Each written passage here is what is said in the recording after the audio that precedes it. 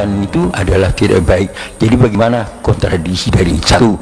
Dan yang kedua, satu dulu Pak, kejawab nanti ya. Antara ahli medis dan ahli kolbu itu memang beda mazhab. Tapi yang beruntung yang mengerti ilmu kolbu plus mengerti ilmu cara niup. Orang baca Quran niupnya bukan gitu Pak, ada caranya. Mau diajarin Pak, bahasa Arabnya yanfuth gitu, beda. Itu bukan tiupan itu mindahin CO2 itu. Yanfuth itu tiupan yang tidak ada rasa geraknya gitu, yanfuth. Mirip. Maka beberapa silat saya lihat itu dia punya latihan nafas, tapi itu lebay juga ya. Nggak apa-apa juga sih. Gimana? Ternyata bukan hanya itu yang penting. Bapak kalau saya kirimin WA, saya bilang, Bapak hebat ya, ahli tahajud, mujahid fisabilillah, semangat Pak. Tapi saya bilang, cemen lo, soalim. Itu di WA. Kalau Bapak baca ada efek nggak? Ngefek ke badan nggak? Waktu pengurus diteror waktu 2 tahun lalu atau 3 tahun lalu karena mencoba menetralisir kajian, itu WA bikin rusuh itu Pak, bikin gundah. Benar nggak? Kalimat-kalimat itu punya energi kalau dibaca, apalagi kalau dilafazkan, apalagi kalau dihembuskan. Kenapa? Karena energi-energi yang ada di situ dia bisa tersimpan. Coba lihat flash disk, dia bisa nyimpan data. Handphone bisa nyimpan data, maka semua benda-benda itu bisa nyimpan energi, data-data itu. Semuanya bisa nyimpan data. Kenapa sendal Imam Ahmad itu bisa mengeluarkan jin? Seorang laki-laki datang, ya Ahmad, ya Aba Abdullah, anakku, putriku sering kesurupan, kayaknya disuruh dipaksa nikah kayaknya. Rata-rata kesurupan, survei kita 70% survei langsung itu karena stres, ditekan di pesantren. Kalau pesantrennya terlalu keras, kurang menikmati anak kita di kesurupan Pak. Di asrama, di sekolah, apalagi dipaksa nikah sama, dipaksa kerjaan sama, atau lagi pergi berkemah itu ada tekanan, nanti orang itu kesurupan, itu stres. Tapi kalau ini bukan, ini gangguan sihir, udah stres kemasukan jin. Apa katanya? Maaf saya lagi sibuk, ini sendalku tolong bawa, ketuk aja kepalanya, jangan digampar gitu ya, ketuk kepalanya. Akhirnya dia datang pulang, dia ketuk kepala si putrinya, langsung sembuh. Apa hubungannya sendal sama? Jadi ulama-ulama ahli kolbu itu untuk mengurus orang kesurupan nggak perlu baca ayat Pak, karena dibacain ayat jinnya juga hafiz, diulang lagi hafalannya semua. Dia butuh memori kolbu yang tersimpan di situ. Maka caranya bukan dihembus gitu Pak ya, ditiup. Ini saya tunjukin, kita baca misalnya Bismillahirrahmanirrahim, itu aja. Dia cuma transfer data aja, data kalimat Al-Fatihah dipindahin ke situ. Diiktikadkan, ya Allah tolong turunkan keberkahan Fatihah ke Abu Sa'id Al-Khudri udah bertahun-tahun diajarkan Al-Fatihah oleh Nabi, tapi satu kali sebelum pulang Nabi panggil, ya Abu Sa'id, nanti sebelum pulang kamu temuin saya, karena dia punya bakat ngobatin. Nggak semua orang punya bakat ngobatin Pak. Jadi Bapak ini kalau nggak punya bakat ngobatin, walaupun hafiz Quran, apalagi cuma hafil qul huwallahu, jangan coba-coba ngeruqyah. Abu Sa'id orangnya berani, nekatan orangnya. Apa kata Nabi? Nih, saya kasih kamu hadiah. Ditunggu-tunggu, ternyata yang dibaca Nabi apa? Al-Fatihah. Tapi baca Fatihahnya beda zauknya, beda waridnya, beda ahwalnya ketika baca Fatihah saat sholat. Saat sholat baca Fatihah itu isinya adalah khudu, kerendahan kolbu. di saat ini ada zikir obat di situ. Muncul sebuah riwayat hadis dhaif. Al-Fatihah shifaa'un min kulli da'. Fatihah itu obat segala penyakit. Hadis dhaif, tapi Imam Ibnu Qayyim, murid Ibnu Taimiyah, Imam Salafi mengatakan apa? Ini mujarrab. Fatihah itu mujarrab. Benar Pak, mujarrab Pak. Cobain aja Pak. Terus gimana lagi setelah ditiup? Tutup dengan salawat Allahumma shalli ala Sayyidina Muhammad wa ala ali Sayyidina Muhammad. Lalu minta doa, ya Allah, berkahi air ini, jadikan dia obat untuk tubuhku, badanku. Gitu Pak. Jadi jangan pindahin CO2 nya. Oke? Ya. Yang kedua, satu lagi aja. Tambuh. Tambuh cia. Ya. Begini Ustaz.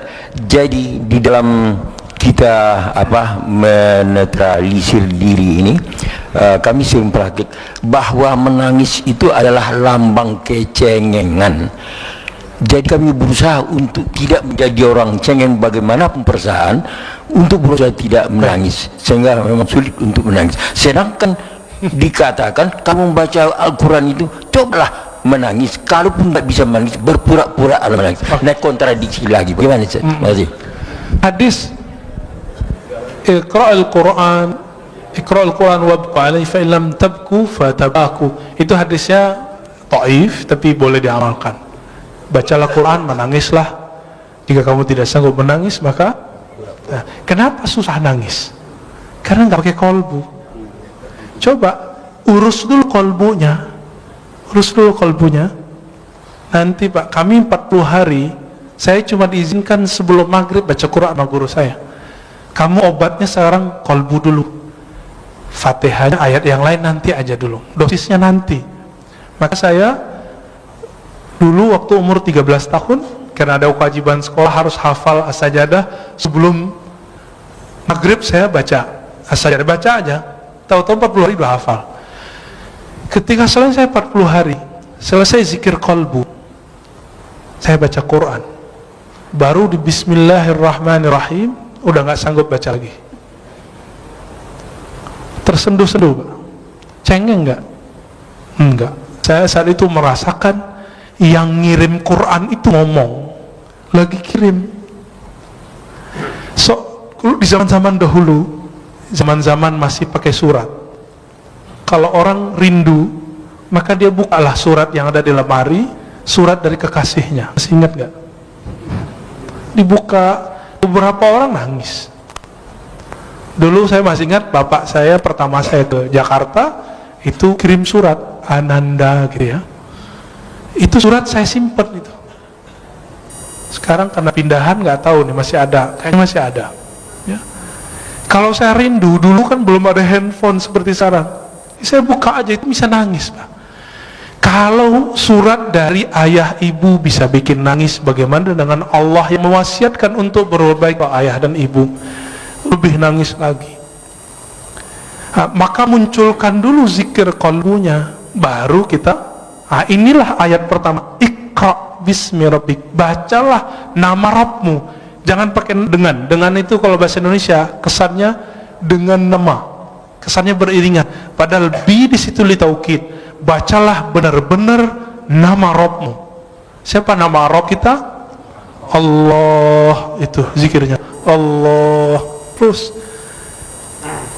semakin kuat menabung nama Allah itu, karena Allah itu besar, maka akan muncul tangis. Tangis itu nggak cengeng Pak. Tangis itu satu tetesnya mampu memadamkan api neraka. Cengeng nggak? Yang cengeng itu nangis kemana-mana, nggak bisa memadamkan api neraka. Api kemarahan istrinya nggak bisa marah Pak. Ya. Apakah itu cengeng? Tidak. Di Quran banyak sekali ayat-ayat yang menyebutkan salah satu ahwal para kekasih Allah adalah nangis. Ya bukun, ya, mereka nangis. Nah, bahkan ada sindiran orang yang suka ketawa, ya, tertawalah sedikit, nangislah banyak. Ada ayatnya. Ini terakhir Pak. Imam Al-Hafiz Abdul Awwal Abul Waqt As-Sijzi Al-Harawi, guru dari Ibnul Jauzi, guru Imam ahli hadis, pakar hadis palsu, didatangi oleh seseorang Dia pengarang kitab Arba'un Al-Buldaniyah. Ketika dia datang, dia bilang, wahai Tuan Guru Abul Waqt Abdul Awwal, aku sudah lama ingin ngaji kepadamu, dan aku beruntung dapat keberkahan semajlis denganmu. Mendengar itu, Imam Abdul Awwal langsung nangis. Apa kata beliau? Lau araftani, kalau engkau mengenal aku, mazurtani, engkau tidak akan ziarahi aku. Kalau engkau tahu aibku, engkau tidak akan memandang keberkahan ada padaku. Lalu beliau nangis dan semua yang hadir nangis. Apa kata beliau? Kami dapat hadis, ribuan kali dapat hadis, tapi kalimat yang barusan kami dengar lebih kami sukami dari semua hadis yang selama ini kami dengar. Baru sebutkan hadis. Dikasih makan nggak mau makan beliau. Kenapa? Sudah nangis duluan. Jadi majelisnya ahli qalbu dari dulu itu nangis. Dan Imam Abdul Awwal ketika sakaratul maut, murid-muridnya ngumpul. Apa kata salah satu muridnya? Gurunya ini zikir dalam qalbunya, tapi muridnya nggak dengar. Kata si murid yang agak kurang sopan, si muridnya dapat hadis, lakinu mautakum la ilaha illallah, talkinkan orang yang sakarat la ilaha illallah. Wahai Tuan Guru, baca la ilaha illallah, kata si murid. Apa kata gurunya? Aku sudah di dalamnya, ngapain kamu tegur-tegur lagi? Aku lagi asik, jangan diganggu lagi. Lalu terus menyebut Allah, ya Allah. Dan ketika Allah itu terus dibaca, dan belum meninggal dalam keadaan menyebut ya Allah. Udah. Inti la ilaha illallah di mana? Allah. Kalau nggak ada kalimat Allah, ada nggak la ilaha illallah? Nah, inilah talqin pertama yang saya dapat dari guru saya, Syekh Muhammad Nuruddin, yang tadi saya cerita di awal, yang ketika beliau wafat jadi hujan lebat. Apa kata beliau? Zikir itu intinya satu, Allah. Kan semua zikir Allah melahirkan la ilaha illallah paling tinggi, lalu bawahnya Allahu Akbar, lalu bawahnya Subhanallah, lalu bawahnya Alhamdulillah, lalu di bawahnya la haula wa quwwata illa billah, semuanya Allah, Allah, Allah. Maka kalau zikir nggak ada Allahnya, zikirnya hampa. Maka mulai dari zikir kolbu, insya Allah kolbunya selamat. Nanti Bapak bisa nangis, Pak. Ya, ada lagi. Ini khusus majelis senior ini ya, pantasan remisa buat majelis senior. Bismillahirrahmanirrahim. Ustaz, Assalamualaikum warahmatullahi wabarakatuh. Assalamualaikum. Saya pagi ini dapat guru kolbu nih. Alhamdulillah. Ya, alhamdulillah. Guru Bapak di samping, Pak. Ini saya kenal beliau 40 tahun yang lalu, Pak. Yang ahli kolbu beliau, Pak. 40 tahun yang lalu bersama beliau saya. Alhamdulillah. Ustadz Siregar. Ya. Beliau masih bujangan waktu itu, Pak. Ya, sekarang istrinya masih satu, Pak. Satu, alhamdulillah. Ya. Putranya satu. Tadi saya sempat ngobrol sama beliau, luar biasa. Tolong, Pak, pada saat Pak Ustaz menemukan belajar kolbu itu, siapa cerminnya? Sekian, wassalamualaikum warahmatullahi wabarakatuh. Ini tanya bertanya itu, Pak, ya. Saya jawabnya dua, tapi itu tergantung makomnya kita. Maka yang Bapak rasakan, yang guru Bapak katakan sebelumnya, itu belum tentu yang saya dapatkan. Oke? Kalau secara ilmu hadis, al-mu'min mir'atul li akhihi, mukmin itu cerminan bagi saudaranya, itu secara hadis. Tapi secara ilmu kalbu, cerminan hakiki itu adalah nur Muhammadiyah, nur Rasulullah sallallahu alaihi wasallam. Disitulah orang bisa bercermin. Orang bercermin ke Nabi itulah yang disebut bersanad. Kalau dia tidak punya cerminan ini, nggak punya sanad ini, dia tidak bisa memantulkan cahaya Allah tabaraka wa ta'ala. Kenapa Rasulullah cerminannya? Karena Rasulullah yang paling lengkap mewarisi, dapat memantulkan semua asmaul husna. Ada masuk air putih, keluar air putih. Masuk nama Ar-Rahman, maka muncullah kesayangan Rasulullah ke semua umat. Itulah wa ma arsalnaka illa rahmatan lil alamin. Muncullah Ar-Rahim, maka Nabi SAW mencintai. Itu surat laqad ja'akum Al-Bara'ah ayat terakhir, bagian 2 terakhir. Wabil mu'minina ra'ufur rahim, wabil mu'minina ra'ufur rahim. Kawan hal-halaj, tapi beda mazhab, beda tariqah. Namanya Imam Ash-Shibli, beliau itu ketika wafat dapat kabar dari seseorang ini memuliakan imam ini. Lalu ditanya dalam mimpi, orang ini bertemu Rasulullah, wahai Rasulullah, kenapa engkau memuliakan si Shibli? Apa jawaban Rasulullah dalam mimpinya? Bagaimana aku tidak memuliakannya? Dia telah menjadikan aku cerminannya. Setiap selesai sholat dia wiridkan, laqad ja'akum rasulun min anfusikum azizun alaihi ma anittum harisun alaikum bil mu'minina raufur rahim. Allah sebut Nabi dengan namanya. Rauf itu nama Nabi, nama Allah. Rahim itu nama Allah. Allah jadikan Nabi itu jadi cerminnya. Maka siapa yang bercermin bersenat kepada Rasulullah, kalbunya bercahaya. Maka ketika orang sholat Allahu Akbar, dia harus bercermin Rasulullah di depannya. Tapi siapa yang bertemu Rasulullah? Yang bertemu Rasulullah roh. Karena roh kita belum hidup, kita butuh seorang mursyid yang menghidupkan, membangunkan. Hei, bangun kamu. Maka guru kita juga berguru dengan bersyukur, berterima kasih kepada guru, baru disebut berterima kasih kepada Allah Ta'ala. Maka ketika orang berguru, itu cara bercermin kepada Rasulullah Sallallahu Alaihi Wasallam. Itu yang saya dapatkan. Mungkin yang Bapak dapatkan, guru Bapak dapatkan beda, ya. Tapi kalau ilmunya dari Allah pasti sama, beda-beda ibarah. Ya. Ya Ustaz, singkat aja. Assalamualaikum Ustaz. Terakhir Pak ya. Iya Ustaz. Apakah betul Ustaz Ya. Nabi Ibrahim alaihissalam itu dibakar? Kan sifat api itu diambil sama Allah menjadi dingin. Jadi pertanyaan saya ini Ustaz, betul nggak situ ibu-ibu yang sedang masak itu masakannya tidak ada matang karena sifat api ditarik sama Allah? Oke. Itu terima kasih Ustaz. Jangan dipakai lagi Pak ilmu itu ya. Jangan dipakai lagi zikir itu. Zikir itu kata Imam Abu Ali Ad-Daqqaq kasilah, seperti pisau, seperti senjata. Sampai di tangan wali jadi karamat, sampai di tangan fasik jadi sihir. Sama-sama zikir, sampai di orang nakal jadi pelet, sampai di orang tamak. Maka waqiahnya bukan untuk ketemu Allah, waqiahnya supaya ngumpulin harta. Dia rajin waqiah, rajin haji umrah. Sekarang umrah udah nggak boleh. Mau minta ke siapa lagi? Ini mau proyek nih, umrah dulu nih.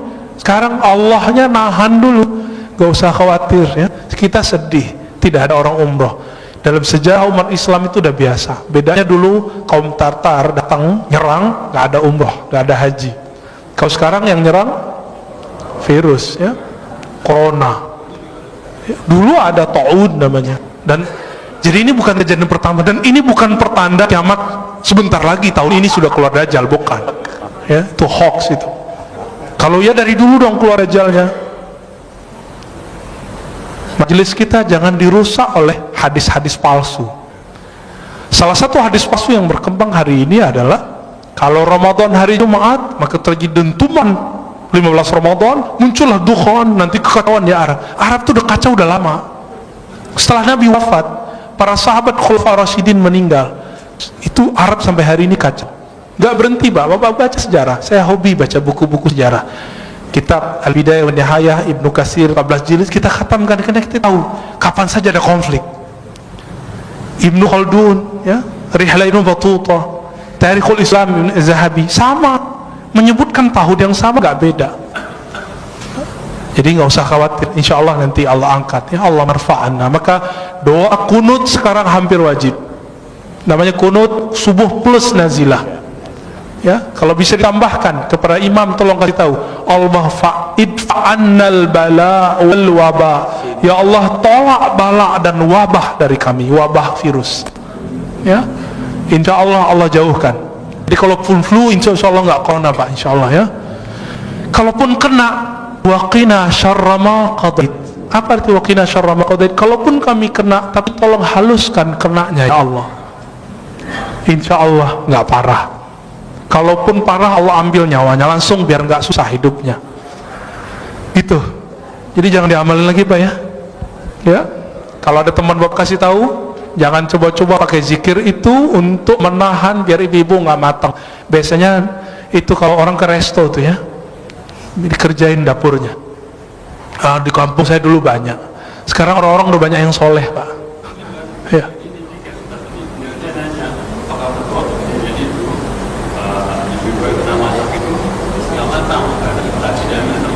Oh, enggak, itu mah ngakal-ngakalin aja ya. Yang pasti di situ muncul kaidah Ahlussunnah. Apa kaidah dalam akidah Ahlussunnah? Api itu tidak membakar karena zatnya, tabiatnya, karena hukum konstannya, enggak. Tapi api itu membakar karena izin Allah. Apa kalimatnya? Ayatnya gimana Ustaz? Ya nar kuni bardan wa salaman ala Ibrahim. Wahai api, jadilah kamu kuni itu kan asalnya kun, karena nar itu dia bukan benda yang berakal, disebut kuni, disebut dia feminim pakai ya, kuni, hendaklah kamu menjadi keadaannya dingin. Maka kalau api selama ini panas itu karena Allah emang titahkan kamu bakar. Sampai sekarang di kampung kita masih banyak ilmu debus, nggak pakai sihir, cuma pakai sholat 2 rakaat, zikir sesaat, mereka langsung nggak kebakar. Tapi kita cek di luar itu nggak bisa dia ya. Itu cuma karena dia zikir, dia lagi ngamalin Bismillahirrahmanirrahim ya duru, ingin bukti. Jadi dia lagi ngamalin ilmu Nabi Ibrahim.